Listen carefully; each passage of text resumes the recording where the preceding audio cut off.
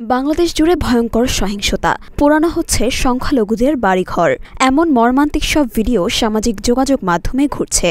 আর সেসব ছড়াচ্ছেন ভারতীয় গণমাধ্যম এবং ইনফ্লুয়েন্সাররা।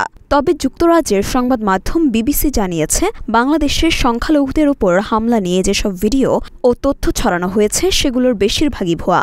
এতে করে সত্যিকার ঘটনা নিয়ে বিভ্রান্তি তৈরি হয়েছে।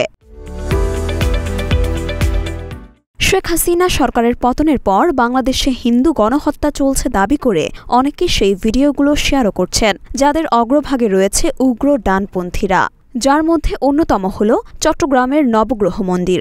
এই মন্দির নিয়ে ভারতে একটি ভিডিও ভাইরাল হয়েছে।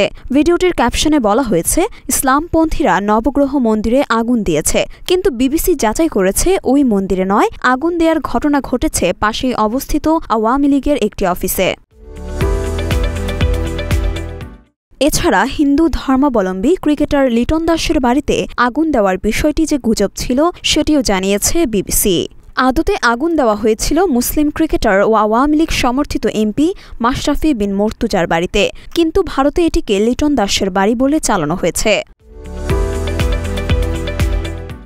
বাংলাদেশের সংখ্যালঘুদের ওপর হামলা নিয়ে যখন ভুয়া খবর বেশি ছড়ানো হচ্ছে, তখন বাস্তবে দেখা যাচ্ছে অনেক এলাকায় মুসলমান শিক্ষার্থীরাই সংখ্যালঘু সম্প্রদায়ের ধর্মীয় উপাসনালয় পাহারা দিচ্ছেন। রাজনৈতিক অস্থিতিশীলতার মধ্যে কেউ যেন মন্দির এবং হিন্দুদের সম্পত্তিতে হামলা না চালাতে পারে সেজন্য যে মুসলিমরা পাহারা দিয়েছে সেটিও উল্লেখ করা হয়েছে বিবিসির এই প্রতিবেদনে। মরিয়ম মিম, ঢাকা পোস্ট।